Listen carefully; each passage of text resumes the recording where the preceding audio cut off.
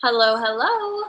Nerdist Book Club. We are live, not on Wednesday, but on a Tuesday so thank you all for joining me. And we are live on Facebook, YouTube. If you don't know me, I am Rachel Heine, and joining me, as always, I'm much better at this co-host, Maude Garrett. I got you. Hey, welcome to Nerdist Book Club. You're watching this on all cool platforms. If you are there, drop us a line in the comments and say, hey, hello. If you're not here, screw you. Oh, and you can't defend yourself. It's right in front, and I just started talking. But,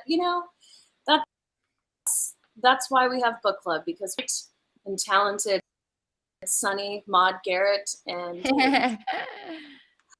So I'm actually also multitasking by putting up a story at the same time. Well, that's what you get with us. Yes, we are live. And we like to celebrate with a pool of wine. I could dive in here and do laps. So that's also really exciting. Lisa's here in the chat saying hello. Luke Easton says hello. KP Dub says it's them. Yay, we'll take that. Here we go to talk about an amazing book. Now, I want to wait for a few more people to come in because this book is amazing. We are at part 2 talking about this. Nerdist Book Club has decided to do 2 different Wednesdays, in this time it's a Tuesday, of the month, so we can split up the dialogue over half a book each week and really get into the meat and bones of all of this. We are talking about Vicious by V.E. Schwab today. There's a little dog by V.E. Schwab today. We also need a book for next week, and so we thought we'd poop. We thought we'd poop. We're doing a poll. We're doing a poll. I don't know what's wrong. A little poll. I your patience today, everyone. Sometimes it's just today, but we are doing a poll live right now or very shortly to decide our book. So super excited since so much fantasy is on our screens right now with Rings of Power, House of the Dragon, or Hot D, as some people are calling it, which I just said out loud today in a meeting and sounds even funnier out loud. So we're going to pick something, there you go. It's Hot D. I'm sorry. Please don't clip that out. So we're doing a poll today, and we are going to break down some of the options. You can vote now in this episode, and we'll reveal who the winner is, so we know what to. The poll is live. Vote, vote, vote. Now, that vote is occurring on Twitter, if I'm not mistaken, right? I believe the poll is Twitter, or the poll is YouTube, because we wanted to get people to vote, because you are the ones who every week or every other week YouTube chat or in the chat. So this is special just for you because you got to show up to vote. I love it. So let's talk about some of these choices. Book number 1, Fire and Blood by George R.R. Martin. This companion book to George R.R. Martin's Game of Thrones series tells the story of House Targaryen. HBO's House of the Dragon pulls directly from this source material. So it's kind of like doing your Hot D homework. Next up, it's The Fifth Season by N.K. Jemisin. Now, if you are a big part of the Geek community, this book's been thrown around quite a lot. It's mixing a bit of sci-fi and fantasy together. It's the first book of the Broken Earth trilogy, following the journey of Essen, Mother, and Origine, an oppressed, racially defined class of powerful earthbenders in the sci-fi fantasy supercontinental world of the Stillness. Now, yours are the next 2 choices. Do you want to read these 2? Yes, I'm capable. I love you so much. Next option is Sabriel by Garth Nix. So, boarding school in Encelstier. That's a fantasy name. Child, Sabriel has had little experience with the random power of free magic who refused to stay dead.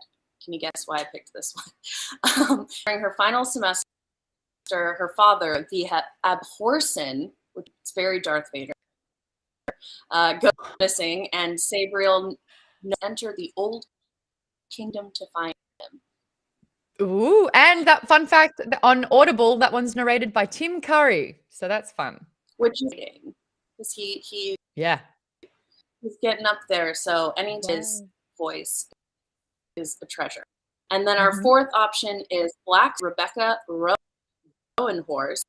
The first book in the Between trilogy. This was inspired by the civilizations of the pre-Columbian America, woven into a tale of celestial prophecies, political intrigue, magic. So love all these options. Lisa S is saying a lot of good choices, but Sabriel is a long-time favorite. Lisa Hill says Black Sun. Miss Necromancer, I voted for Black Sun. True Corn says I showed up to vote. Yay. So let's get those votes happening right now. I'm probably going to be reading Fire and Blood no matter what.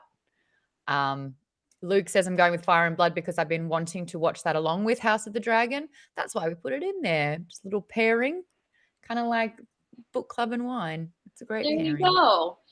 And you can watch an all-new episode of All Kings Considered, which is Nerdist Game of Breakdown show that this queen happened to have a certain blonde on it earlier today. And I've been reading all of the... Oh. Yeah, you're going to have to... It's a day. You're like, no. I'm just... No, there's so much up here, and then it doesn't... But I've been reading along with all of the Nerdist breakdowns too for House of Power, because those are two very lore heavy franchises properties, and I love a deep dive. Speaking of deep dive, let's get into Vicious by V.E. Schwab. Let's do it. A couple of people saying your mic's a little bit titchy. Have you got a regular mic going on? Is there a way to give it a bit of a tweak? While you're doing that, I will do a previously on Vicious. Victor and Eli are friends turned mortal enemies, two scientists who discovered how to die and come back to life with powers. When Victor escapes from prison because he kind of killed someone, he must face off with a man who can never die, who is hell-bent on destroying EOs, extraordinaries, no matter the cost. Victor teams up with a 13-year-old EO, Sydney, and his prison cellmate, Mitch, while Eli takes on Sydney's manipulative older sister, Serena.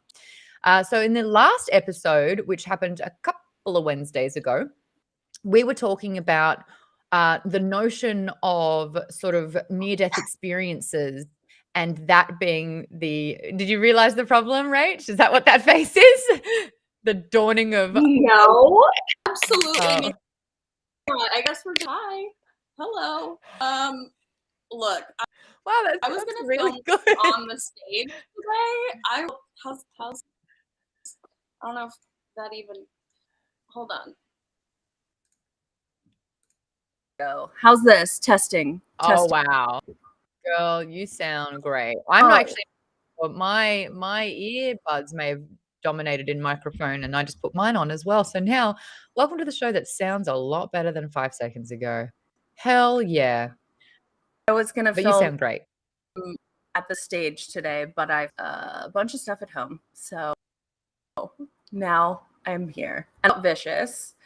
What does everyone think? Can you hear? Great. Okay, cool. Yes, you sound absolutely amazing. The question that we asked part 2 when discussing a book, now that we've all finished it and we go full spoilers, is book good? Is the book good? What do you give it out of 5? Let us know in the comments right this second. Rachel, kicking over to you. Is book good? Book is definitely good. And KP Dub 71 tech good. Thank you. I'm what it is now. I gave this... I believe I gave it a 5 out of 5. Now I'm forgetting, but 4.5. Let's split the difference. With this book, in fact, as soon as I finished it, which was right after the last, I immediately got the sequel and have already read it. I love that you've already read it. So I've read before 2 the other show. Books. Wow. Before the show, Rachel's like, "Are you going to read the sequel?" And I was like, "I've already bought it." And she's like, "No, I've already read it." And that is how we book good together. A couple of the scores coming in. Miss Necromancer giving it a 5 out of 5. Lisa giving it a 4.5 out of 5. Colleen right there giving it a 4 out of 5. Eric gave it a 4 out of 5. Avery gave it a 5 out of 5. Black Belt gave it a 4 out of 5. Wow. I mean, this is pretty tracking for good. And the Cartographer, 5 out of 5. Book good. Oddball gave it a 5 out of 5. Star Pilot gave it a 4. Darren gave it a 4. David gave it a 5. I'm seeing Vaden gave it a 2. I was waiting. I was like, this is consistently good. Vaden, I know. I want to know from you, what's that 2 all about? There are no wrong answers. Anything that you felt is completely valid, but I'd love to hear that take because it sounds like a lot of people are on the side for that. I gave it a 5 out of 5. Book great. I read it twice. Book so good. I read it twice. I found it to be incredibly easy to read. I followed along with it so well. I loved the morally gray just reeking everywhere. There is no good when it comes to that. And I think that we are starting to really look at a realistic take on superpowers because for 75, 80 years, comic books have really reinforced this notion that powers equals hero. And I love the fact that V.E. Schwab has completely fractured the notion of what a hero means, because with influence, you can even manipulate the notion of a hero. So I loved the fact that we're looking at a realistic take. I've had an epiphany with this particular book as well. It is very, very common knowledge that I wanted the power of mind control or I wanted the power of persuasion. In this case, it's Serena's siren ability, where no matter what you say, you're able to control the other person. And I remember saying, no, I think it would be really, really helpful. That has completely done a 180 for me. Living through this experience and living through Serena's power was frightening, and I take it all back. And I think what was really important was this power and its intent. And for me, seeing Serena get debilitated by no one having an opinion, their own say, their own control, their own insight, and how that just broke her down to feeling like she's A, too powerful, and B, just like nothing was real anymore. And I think that when I wanted this power, it was like more, looking at sort of like being voted in as a president. You have not an absolute power, but you have a lot of influence in the power for change. And so if again, it's these two different people and mindsets. If you have someone in there wanting to corrupt the system, wanting to be evil, they take that power and do that with it. If you have someone in here going, I want to make a change, I want to fight for the underdogs, I want to make a difference, then you can use that power for good. But what this book showed me was that this power is so flawed, and you must avoid at all costs. And I'm so grateful for that. So thank you so much, Victoria, the author. Holy shit. Absolutely. And I think something about this book that was this sort of cruel irony of all of the power and people's thoughts, before they died and came back to life, and sort of their character. And, Victor wanted to be seen when they're friends, when they're first together. And then his power not only, give pain or take it away in himself and others, but that almost makes him invisible because he dials it to such out that people are just slightly uncomfortable enough that they don't pay into him at all. They're sort of like their lizard brain is like, don't pay attention over there kind of feeling.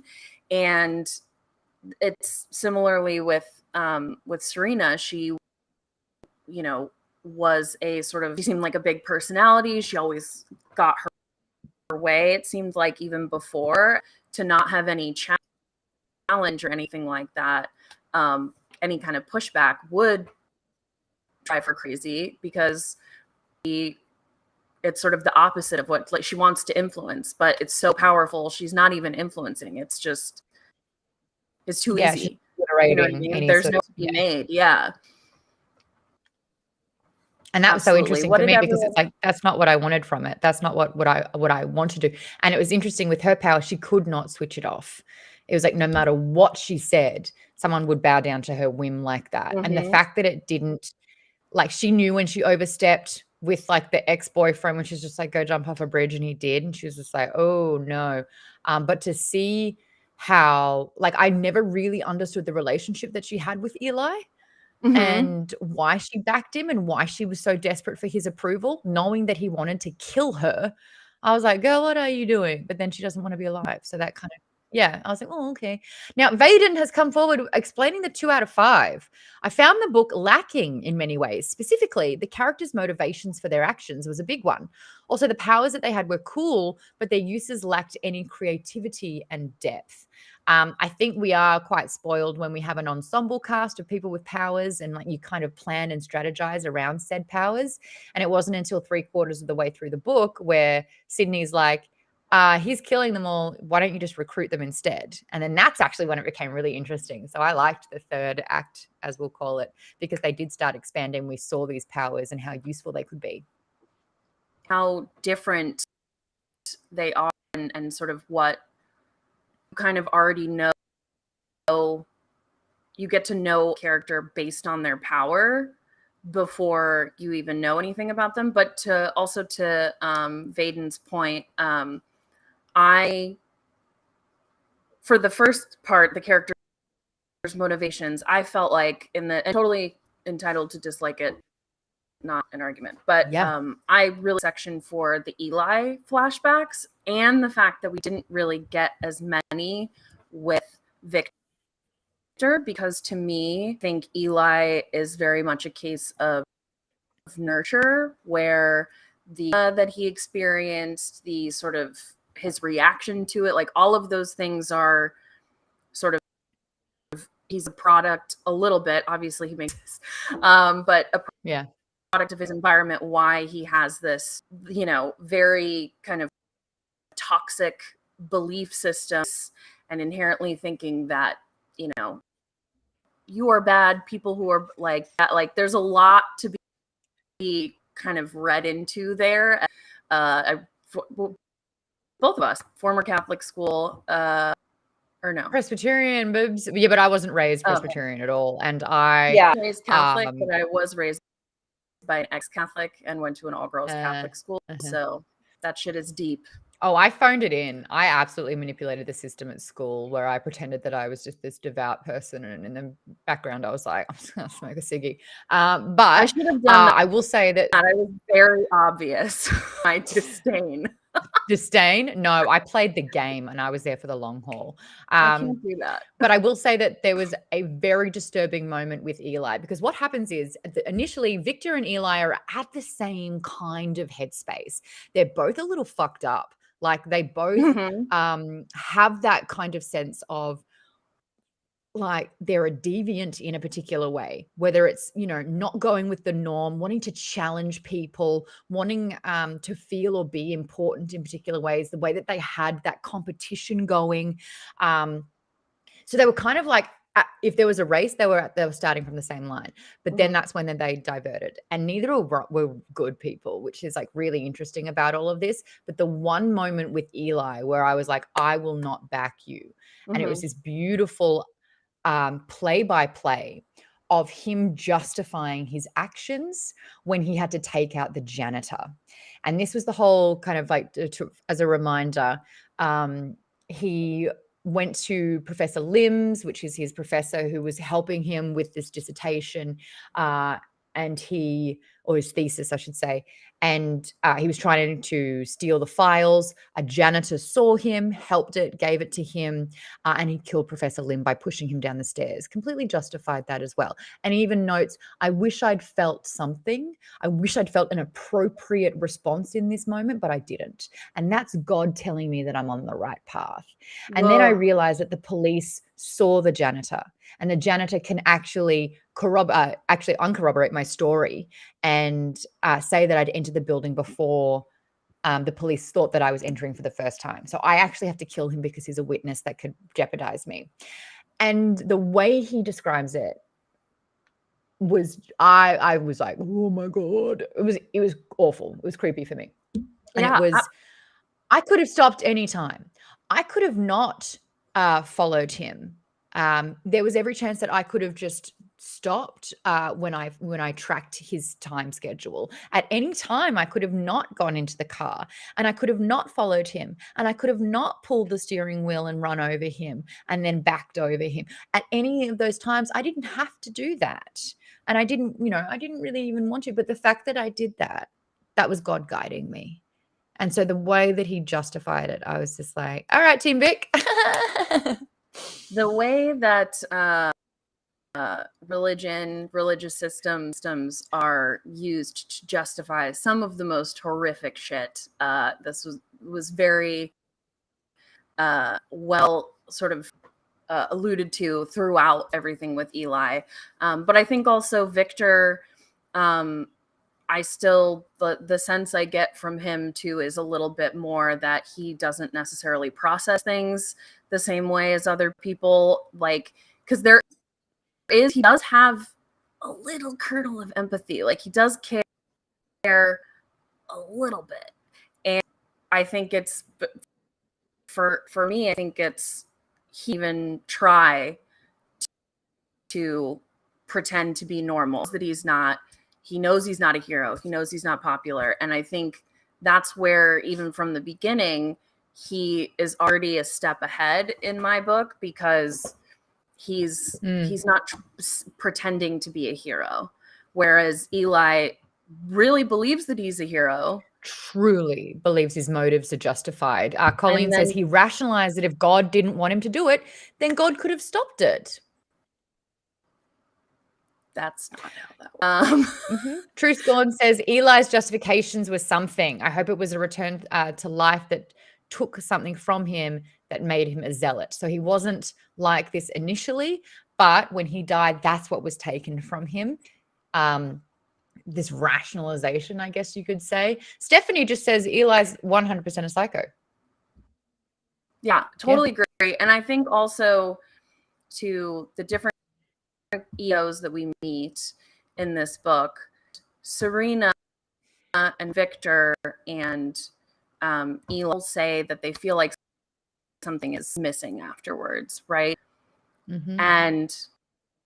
But then when you die, you don't come back 100%. And whether it's your soul, whether it's just an emptiness that's inside you, it was indicating sort of like a soul, wasn't it? Yeah.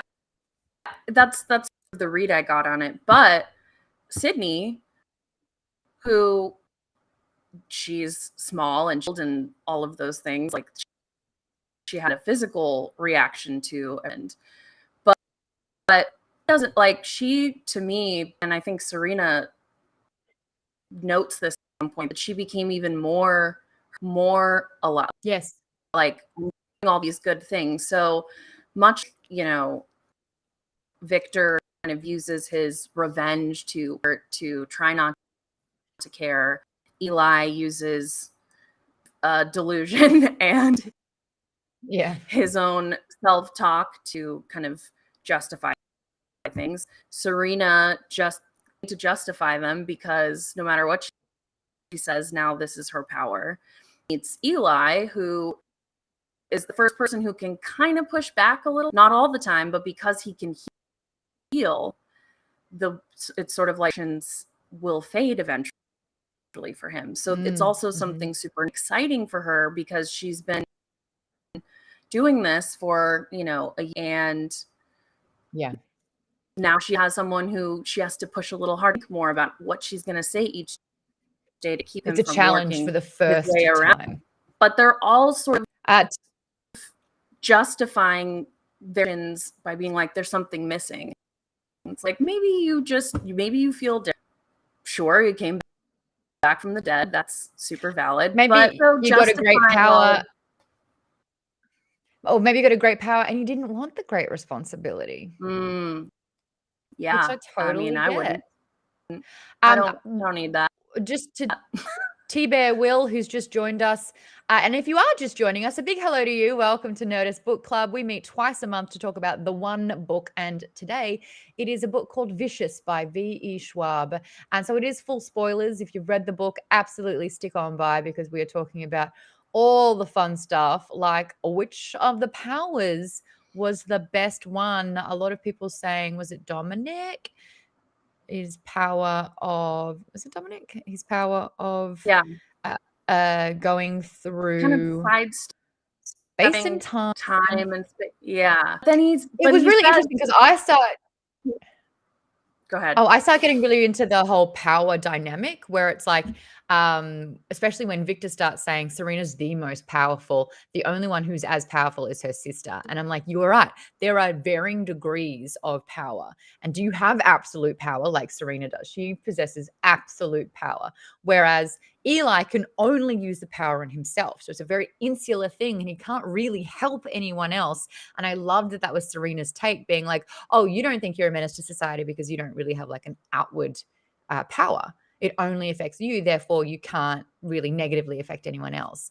And it was easy to say that Sydney's, except you're killing people. And the way he went full Dexter there as well, where he's like, my favorite part of killing. I'm like, that's a red flag. The absolute silence afterwards. So, yeah, I love that they were like, is he bad? Are they both bad? You know, I kind of justify Eli losing his shit at Victor for killing Ange, that he was well within his rights to do that. Oh, wait a second. So like that absolute evolution. But you're right. Victor is not good. He's tunnel vision on revenge. And they say if you have, you know, if you focus on revenge, dig 2 graves, which is funny because they dug 2 graves.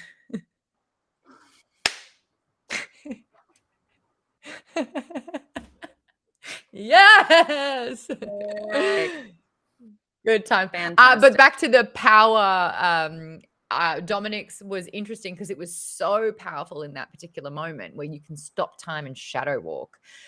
But you couldn't travel. Like you had to actually walk and manually do anything that required distance. And so I kind of loved that some things there was give or take. I know it's like really cool until you need to get across town. Then it's not so fun. Yeah. And you're just walking. And you age. I guess it depends on if you're age, but you'd spend so much time in space to get from point A to point B. Like that would take so long. Like it would add on to your lifespan. Yeah, exactly. Because time is stopping for you. I know a couple of comments I love. Obviously, Kate, Miss Necromancer, talking about they're almost like God. Any kind of immortal creature, you do lose that because your sense of the world and your place in it changed. Exactly. But and then in that sort of context, choose what kind of God you become, and the only good one. I know. Maybe it should happen to more kids before it ruins them. You are, because honestly, not wrong with that. I also really think we need to. I feel like that was a good point I just made. I absolutely do. Get them while they're pure, while they can actually make good decisions, and then the world messes with them. But Kate goes on to say, even too much money and power can corrupt you in the real world as well. I also study or article that they're referencing about the way kind of people, once they have high power versus low power, and comparing, think of it just as an aside because it was interesting. They made everyone do like one of those games where you write the name of your card for them, but the people in high power more often wrote it for themselves, so it was backwards, and the people have a lot of access to power would write it so the other person could read it. I don't know the specific numbers, but I thought that was so interesting and such a sneaky way to a really, really good test as well was the one, I forget what it's called, and it's like very, very well known and movies have been made about it, but it's like where they gave that social experiment where they made some people guards and some people prisoners.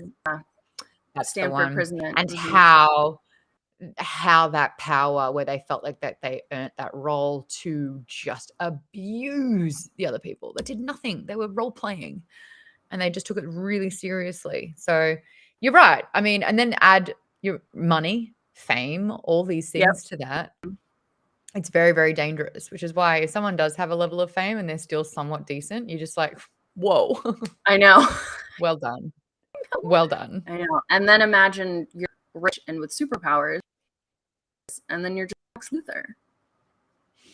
I miss Hector. Don't you guys? Does everyone think Hector would love this book? Everyone should. We miss him. I know. All the time, but especially in a take on the superhero genre. Yeah. I want to ask, especially when, and I remember having sorry to interrupt. I remember having that conversation with Hector though, where it's like with the introduction of things like The Boys, when we've had 80 years to celebrate superheroes and how superheroes are kind of getting debunked because of superpowers, and super doesn't necessarily mean great. And I was like, how is that for you, having your childhood almost corrupted by a realistic approach to what this is? This isn't a pedestal approach where it's like they're untouchable, they'll always be good, they'll always make the right decisions, and they will always save the day. Because that is so not real, which is why we have to have it and have the hope and be sort of presented with that so that people can be influenced by it and choose good. I know that when I watch anime, I'm like, I want to be a better person, because they really reinforce that notion a lot of the time. But with this, it's also really healthy to be like, people suck. Now imagine them having powers. Yeah. Shades of gray, Jedi. And also, like, even with, the Marvel movies and all of that, like, they address it obviously with the Sokovia Accords, but I mean, living in New York in the you're proper, like, how would you ever do that? Broken buildings crumbling. What are the buildings just empty? I know. I would miss the train and be like, Spider-Man, I'm gonna be late for work. Do something. Oh. I would never. But we don't know, because superheroes don't exist in our day and age where they could just call. Terrell says, not all people suck, Maude. You are exactly right. And that was the point I was trying to make with this particular power that Serena had, where I truly thought that I would do something a bit different with it. But seeing the debilitating nature of it, and how bad things can happen to good people. I get it, but you're right. Not all people suck. Has very heavy not all men tones, but not all people suck. Not all people suck. Some of us are just jaded and drink wine. Let that be okay. Anyway, Avery says, I saw a joke on Twitter that the reason people live in Gotham is because their rent is $300 a month. Yeah, right. Their insurance would be so high. That's all very true. I have some questions for the group and for you, Maude. So we read the second half of this book. We got a lot more, obviously, about Eli. How did your understanding of characters, sort of the main folks, or change throughout the book? I think with the company that they chose. I loved that we got more of a backstory on Mitch and who he is. Clarification, Mitch was not an EO. He had a curse, but he wasn't an EO. So the first time I read it, I thought he had super strength. First was racism, because it was like people were getting hurt around him. Big black guy, and when it was on video, the sort of small dudes were actually going in, and he was the hacker. That's how I interpret. Got it. Well, because I made an aside comment about, he was big enough to throw a car. And I'm like, oh, he's the strength guy. Got it. But no, he was actually the really brilliant, smart guy. I loved Mitch as a character. I thought he was really, really great. No. And he had a belief in Victor that he will get it done, and the cause will be just.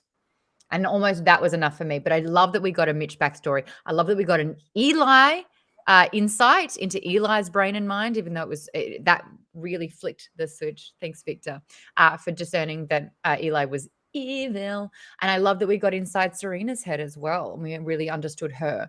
But the fact that Serena and Eli teamed up where Serena every single day had to be like, and you're not going to kill me today. Please, not today. Don't kill me.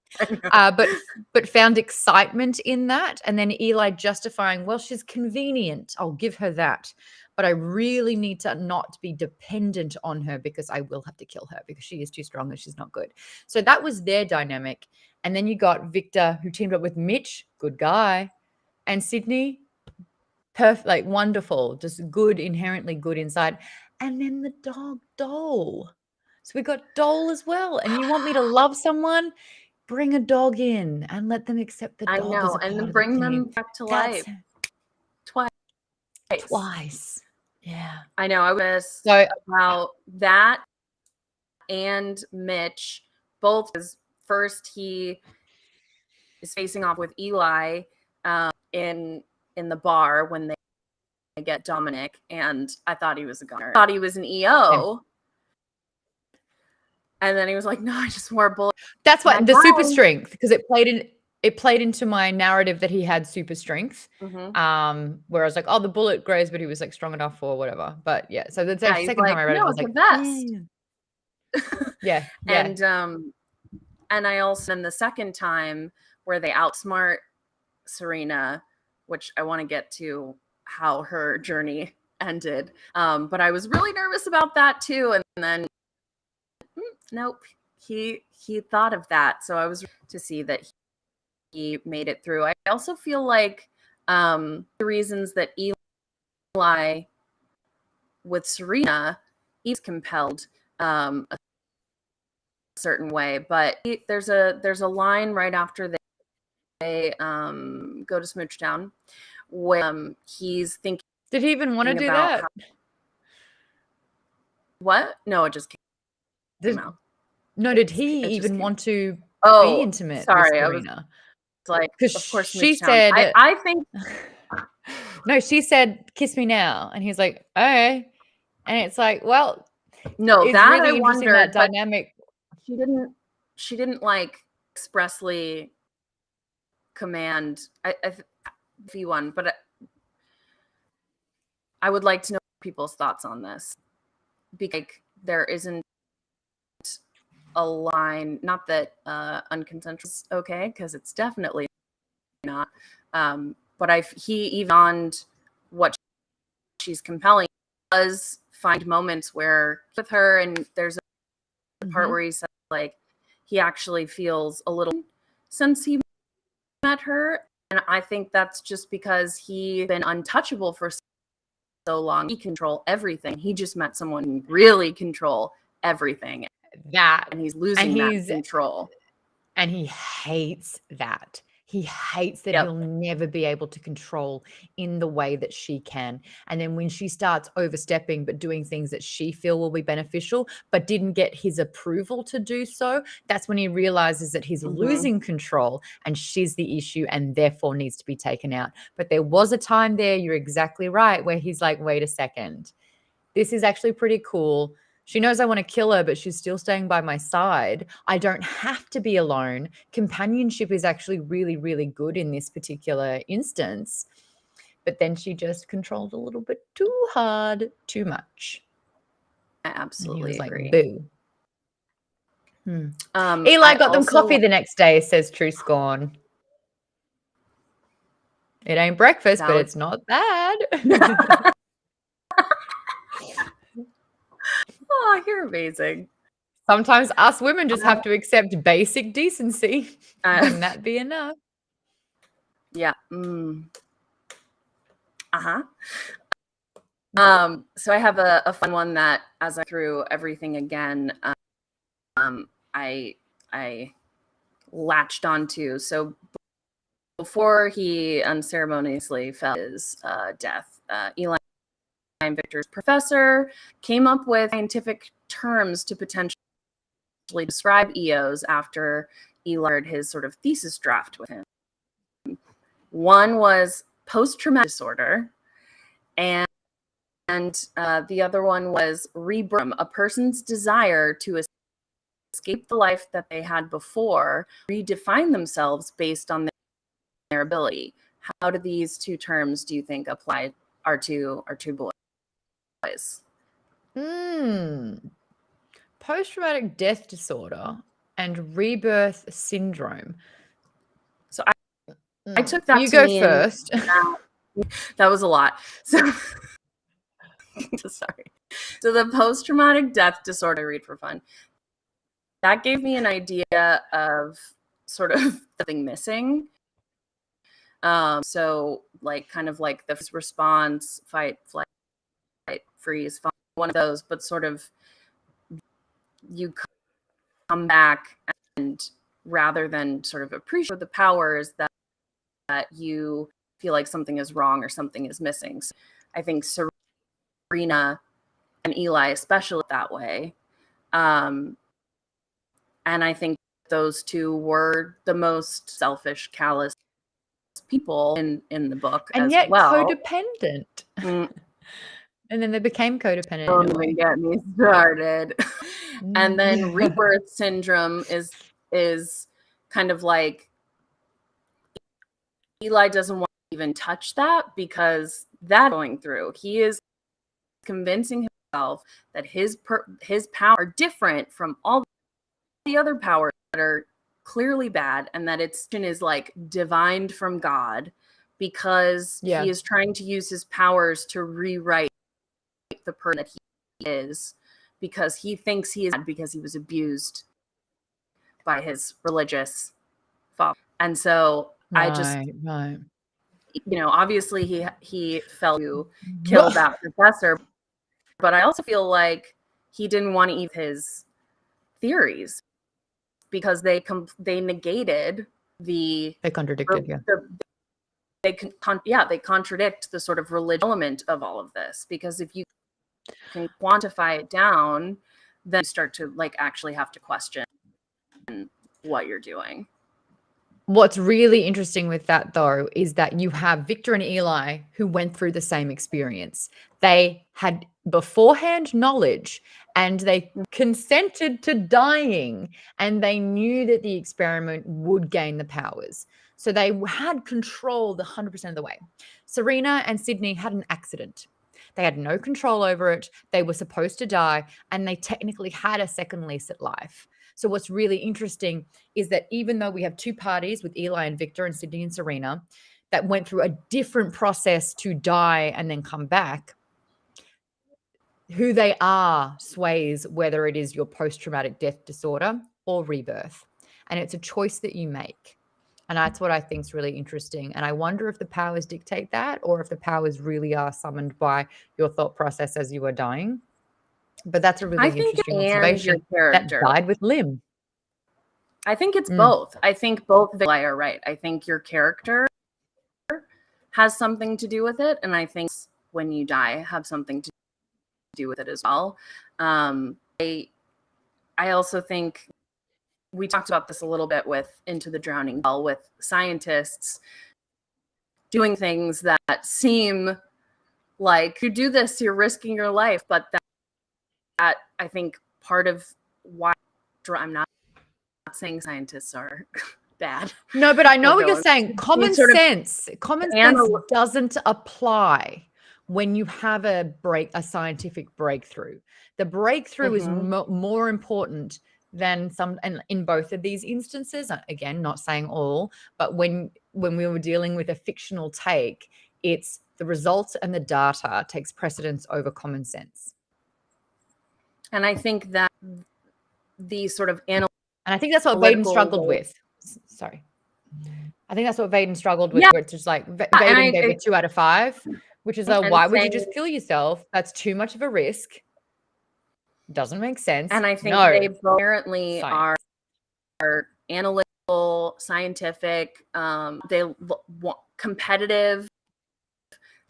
They recognize so that it's just this sort of like perfect storm of two smart scientists who will God.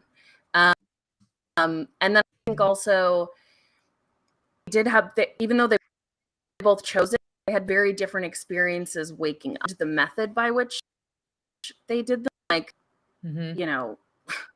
Eli got his best friend there to help him, and Victor was in excruciating pain and accidentally killed, his friend that he liked but thought Eli he was in love with her. Stole her. Yeah, I wouldn't of that. She's not property. She made her choice. Yep. And then Eli immediately turns it back on him. So that's another element that I think is interesting, is their reactions to each other. Like, Victor is impressed and immediately when Eli gets powers, and his next thing is, okay, do it too. There's an accident, there's a mistake, and Eli doesn't he immediately lies and, "Hey there, I'll be right there. It's totally fine." He's already gone through it. He already pieces missing, and he still turned him in. Could say that he was upset over Jealous. Gosh, I forgot her name, because she wasn't important Angie? to either of them, really. Yes. And he seemed sad, but we know he's imitating different emotions, different personalities, and all of that. And he was he immediately said, "Stay there, I'll be there," and then was already starting to dial. That to me is cold shit. Yes, that's sociopathic. Yeah, when emotion won't kind of like, in extreme situations, you can still dictate your own emotions and how you handle something while having another plan in motion. A quote that I really want to explore, and this is like the difference between Victor and Eli. And there is this moment where they've come together at the end after Victor has baited Eli into finding him, because Victor's got this plan, and Victor gets to literally torture Eli, knowing he's going to regenerate over and over and over again. But the plan is for Eli to eventually kill him so that he can be framed. But during that conversation, I think this was my penny drop moment as well. And that was Eli saying, "No one understands. Like, no one understands what I'm trying to do. No one understands that I'm trying to cleanse the population, that I'm protecting normal people." But he says, "No one understands." And Victor says, "If no one understands, that's a good sign that you're wrong." I would like to copy, paste, apply that to conspiracy theories. If you're trying to convince everyone else that you're right and they're all telling you that you're wrong, if no one understands, you're thinking about everyone around you, maybe you're the problem. I had to tell a girlfriend that. Or your poor choices. This which awful. But awful. Yeah. If it's totally everyone agree, else that's wrong. Sorry. Yeah, I don't think so. To see what a version of if Eli and Victor were in, and how dynamic would change, because I feel like so much. I feel like take away violence. Yeah. So much of and sort of this is like socially learned behavior, doesn't apply to everyone, but there is this sort of like bonding in competition for boys growing up, especially in the United States. And that's friendship to some people, competing, or like, we both like science. I'm being reductive. I mean, like, so I think I just got an alert that is Rachel's popular. It's not me. No, but it didn't even ring. It's just heat in Los Angeles is so bad, it's telling me to turn off all of my appliances. So if I'm saying, that might be why. I'm very sorry. Got it. Good to know. What were we just talking about? I don't know. Oh, if they were women. Yes. So yes. It is a very common thing that with extreme emotions, men will turn to violence. I would like to know what it'd be like for two women who were competitive with each other. You can expect a subtweet. Guaranteed. No punching, no scratching. Some impressive shit. Subtweet. Mm-hmm. Mm-hmm. So let's just role play a little bit. Rachel's got impenetrable skin, cannot get cut or burnt or anything. She's just invincible in that particular way. And I can produce flame. I'm very clumsy, so I would take this. Great. And what's yours? Great. Oh, I got it now. Yes, I just got it. Got it. Stop, please, sir. Wow, it's aggressive. It was probably vibrating in my mic. Okay. And my wrist. Sorry. Yeah. And you and I were at college and we're super competitive, and it's like I'm the blonde one and you're the brunette one, and it's like, girl. So I'm a different person. And we both got our powers. I'd be like, and now shit goes down. Can I be your sidekick? 100. You know me. That is what I would do. Well, we could actually go into battle, and I could light everything on fire, and you wouldn't get burnt. So we're actually a really good pair. But I wouldn't let you be a sidekick. You would be my equal. Fuck, that's the difference between women and men. Thank you. I really would. I would be like, no, thank you. No, and I would be like, you are worth more than that. You step up. You step up with me, by my side. If we hated each other, yeah. I don't know. I'd be like, I'd probably try to convince you. I feel bad if you were. Yeah, I would. If I thought you were doing something wrong, I would be like, "What's wrong? Why are you like killing people?" I don't want to talk about it. And the cartographer makes a great point, playing into femininity and masculinity, not necessarily genders, but a type of energy. That women femmes are largely taught to de-escalate confrontation and danger, and then men masculinity are encouraged to confront and fight. So what we're taking away from this, and already in 3, 2, 1, I will isolate my entire male audience. Women should be in positions of power. Women should have superpowers. Just give it a couple. Yeah, well, like, what if? Just try it. I mean, we've been doing it one way for so long. We'll just try it for a second. What's the worst that could happen? Miss Necromancer says, I would never want a sidekick. There's too much responsibility. I don't even like sleeping in the same. Oh, wait. I'm not going to finish that. You cheeky monkey. Honestly, I would. That's entrapment, Kate. I do it every time. I'm starting to think you do it on purpose. Sorry, Chris, gone. So much. Oh my God. Also, I would I would really want to be the sort of like, or Felicity Smith. I would be like, I'm inside with a computer doing my research. And no, you'd have to be out there because you're invincible. You can't get hurt. Oh no. I would have to camp you up. If that was my power, teamed up in a super duo, of course I would go with you. Especially her. You know what I would say to you? My pep talk would be, I'd be your human shield. They physically can't get to you, so how can they emotionally get to you? Oh man. Down. Meanwhile, this heat wave got nothing on me. Yay! Talk before. We gotta announce the homework, but I want to talk about fate. I thought Eli was going to kill her. Smart. It was very smart. Burn the body, but my man's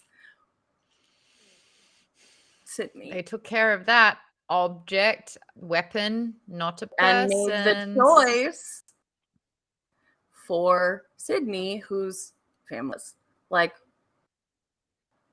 Well, I think actually Sydney made that decision when solitude and give her therapy. Yes and no, but Serena made that decision when she literally let her sister be shot to death, like to kill.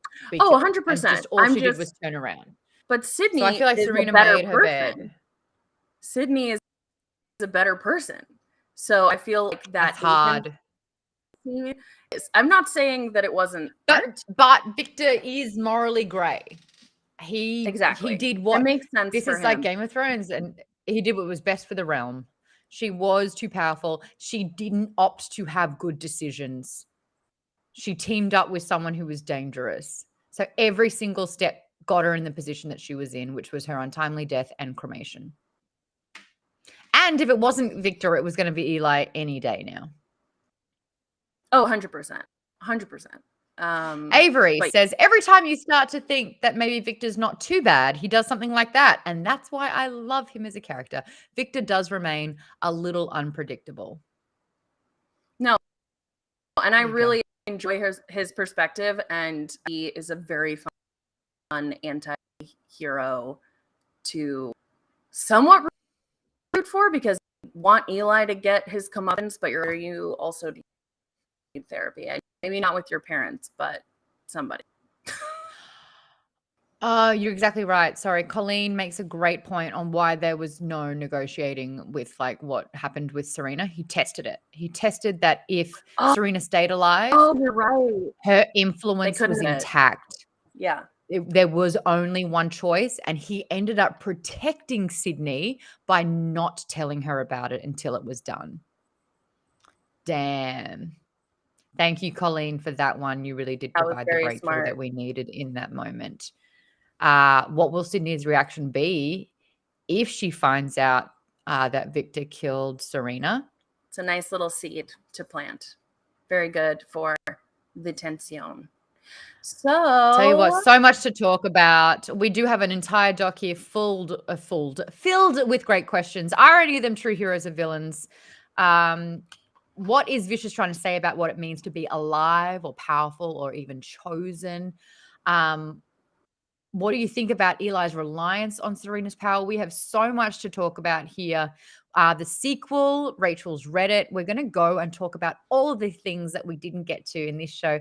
In the after show, I'm going to plug it real quick now. It is a perk for Geek Bomb. Head over to patreon.com/geekbomb. The $5 tier, which is the least tier that you can get. Not only if you sign up to that do you get access to the after show for this, which is not on camera at all and you can't find anywhere else, but you also get to be a part of Geek Bomb's book club, which happens on Twitch and in the Discord. The Discord is 24/7 for those Patreon backers only, and the show happens the other 2 Wednesdays of the month as well. But it sounds like we've got our book for High Fantasy September. Do you want to announce it, Rach? Shocker, Fire and Blood by George Martin. So your homework is to read through The Dying of Dragon, Son for a Son. That is the header. Stop before you reach the Red Dragon and the Gold. Join us today, September 21st at 5 p.m. Pacific on YouTube, Facebook, to discuss Fire and Blood. Is also could go. I could get super into the lore. It could be like a history book, and it really depends on. But I'm super excited to have more info about the Thronesian while Hot D is airing. At least we'll be those assholes when people are watching it being like, that's not how it happened in the book. So for that alone, I think it's going to be really. No, I don't think we would. I can't wait for that kind of power. No, we'll be more informed, and that'll be really, really exciting. And we'll check in halfway through the book and then finishing the book in the month of September. But right now, let's all head to the after show for this particular book club over on the Geek Bomb Discord. Avery says, we talk about books all hours of the day. We're reading a book at the moment that I don't love, but with the community, it does make it all a little bit better. We're reading Harry the Ninth, and we're going to be tackling that one tomorrow night. So if you've read that series, come on by. Everyone's weighing in if they've read Fire and Blood already, or if they've read Song and Ice and Fire already. We'll have that conversation in the Discord. We'll see you there right now. Thank you, Rachel, for being amazing. We'll see everyone for Fire and Blood in a couple of weeks. Until then, see you in the Geek Bomb Discord. Bye, everyone. Consummate professional. You're